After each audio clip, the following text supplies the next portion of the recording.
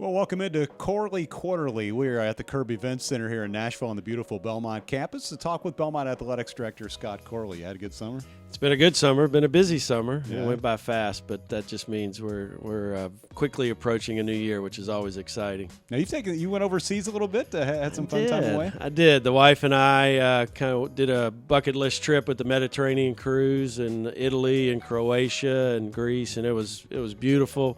Highly recommend it to anybody if they can get over there. It was amazing. Pretty cool. As far as what's coming up here on campus, I know let's kind of go back and recap first before we talk about what's ahead. It's been an amazing year in athletics here, hasn't it? With basketball and a lot of other stuff that's gone on here. It really was. I'm probably not the best at stopping and reflecting and need to do a better job of that. And just kind of did that for a staff retreat. And when we look back on all the accomplishments, we have so much to be proud of. You know, on the field, it started really with cross country, the McLeod brothers getting to qualify for the NCAA.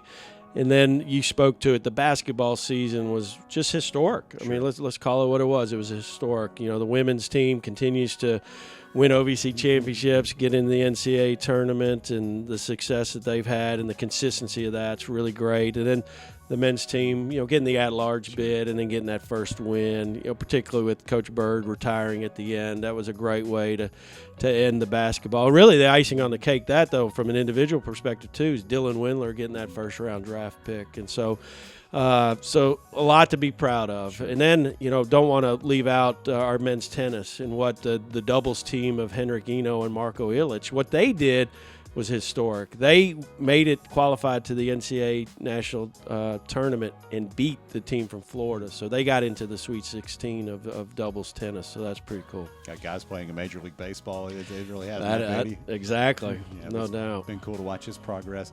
If you told me back in 2002 when Belmont was playing some home games at Aquinas that he'd have an NCAA tournament win and a first-round draft pick all in a matter of months, I don't know that I would have believed that. It was a pretty remarkable stretch for this program. I agree. And the exposure that the university got as a result of all of that, you know, it is hard to comprehend. Obviously, it's a testament to all the hard work that's been done by Coach Bird, his staff, all the administration before I've gotten here, you know, just to continue to push the programs along and to have it end, to have it end with Dylan getting drafted in the first round is pretty amazing. And then you think about Ian Clark and the 6 years that he'd been in the NBA.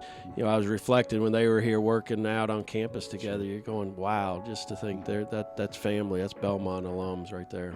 Yeah, it's always great to see Ian and just signed a new deal overseas to play. So good for him. And also Kevin McClain got a pro deal. So no doubt. We've got several guys playing in Europe these days or in different parts of the world. We really do. I mean, J.J. Mann's still playing, Craig Bradshaw, Austin Luke, Alex Renfro, who's going into our Hall of Fame in September. He's still playing. So it's really neat to see, and obviously it just helps build upon itself because we just continue to recruit high-quality players that, want to continue their careers professionally. Darby Maggard has done the same from the women's program. So happy for Darby. Man, it's going to be sad not to see her playing after so many years of fun watching her play on this court. Just one of the great shooters ever in basketball, men's, women's, whatever you want to put out there. No doubt. I mean, she's an all-timer and really an all-time great person, and I'm so happy for her. I talked to her last week, and I know she – you know, those things are you wait, and boom, then you got to go and you're leaving for Ireland. But what a great opportunity for her, and I know she's extremely excited. Did you ever get out here and take a little three-point challenge with her? You know, I kept talking the big game, Kevin, but I never followed it up. I kept using an excuse. Right, that might be the best plan. Exactly. Yeah, we saw her at the Final Four. I don't want to take on that challenge, I don't think.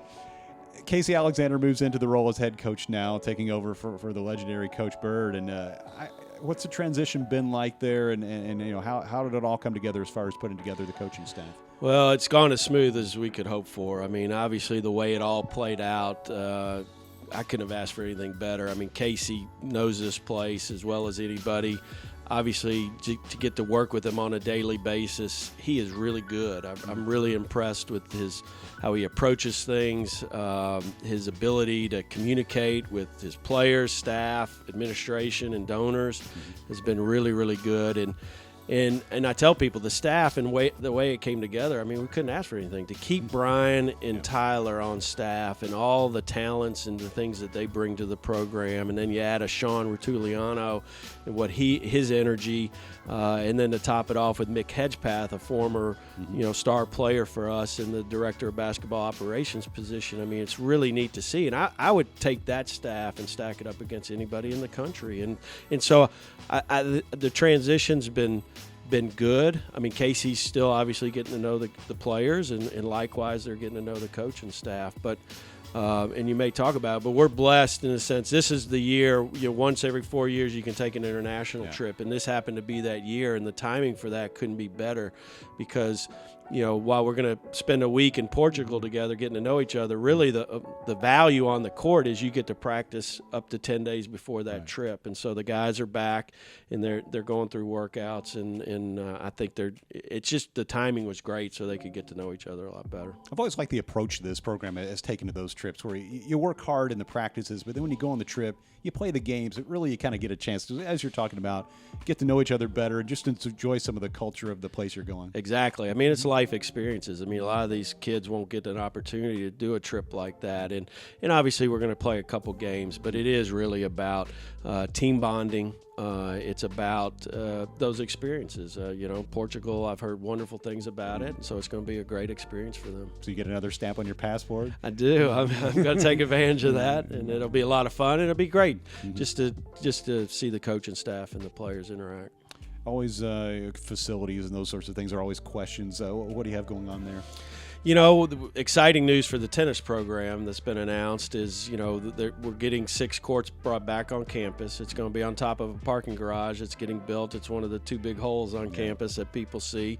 And so that's extremely exciting. We're going to put some locker rooms and some office space over there. So Coach Mauricio is very, very excited. It's going to help in recruiting, and he's doing such a great job. So that's a natural, and I know it was something Dr. Fisher's wanted to do for a long time to get the tennis courts back on.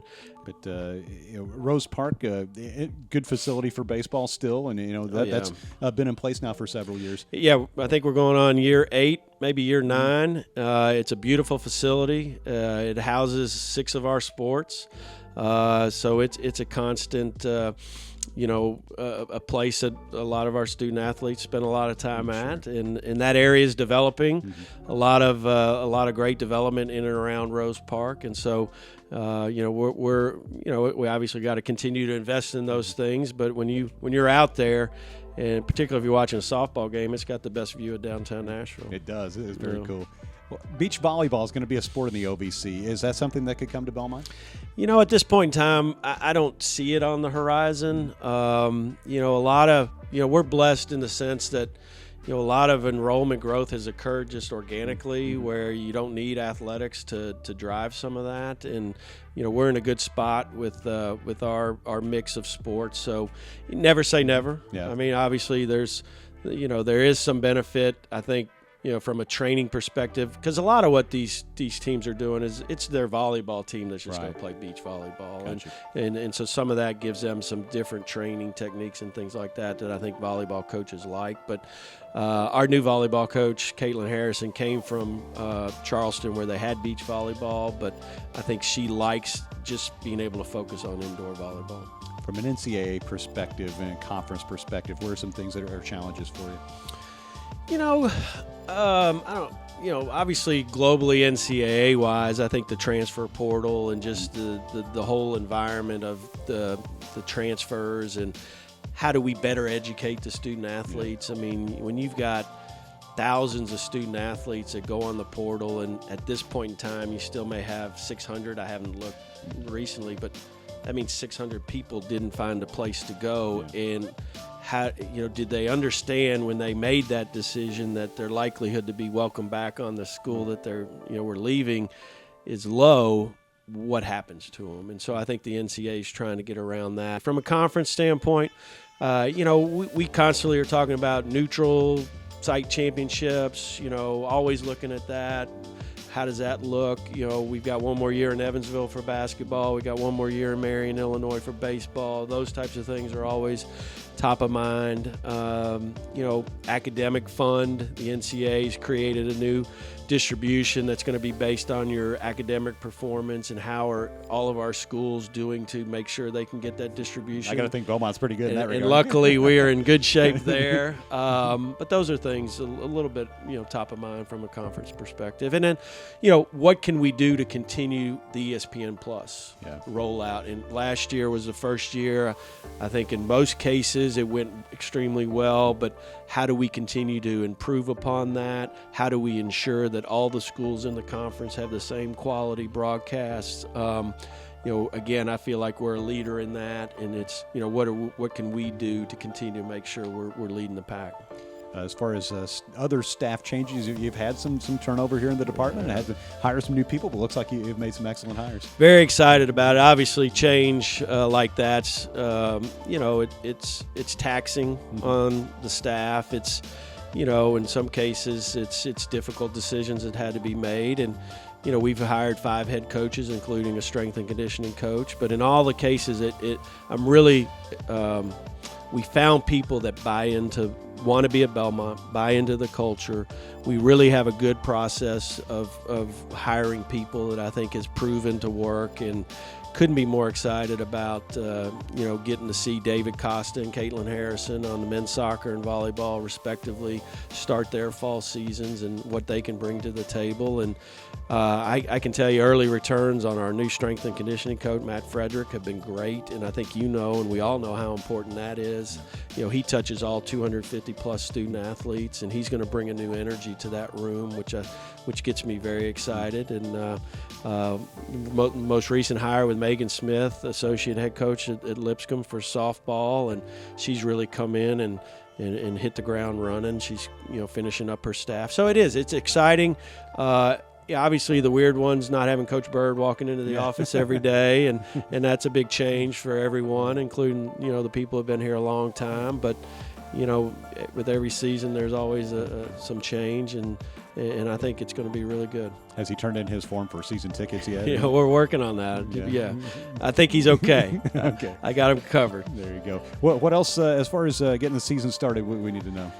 Well, I mean, just it's obviously quickly approaching. I'm so proud of the type of student athletes that obviously we bring to campus, and I'm looking forward to meeting all the new incoming freshmen. But I think it's going to be a fun fall season. Last fall was challenging and on the field of play, but I'm looking for obviously more success, and it's going to take some time in certain programs to get it going in the right direction. But just to get the kids on campus, just to get the energy there. And we're doing a lot of great things on the fundraising side. Didn't even speak about that when we reflected. I mean, we were record high in donations, record high in revenue. Our kids are out in the community. We did over 2,400 community service hours last year, and I know they want to build upon that. 2 teams took a mission trip. I mean, there's so many great things. So I just get excited when the student athletes get back on campus, and watching them compete is just the icing on the cake for me. There you go. Scott, great to see you. Great seeing you, Kevin. Thanks. It's Corley Quarterly, our inaugural edition, and we appreciate you joining us here on the Belmont campus. We'll talk to you next time.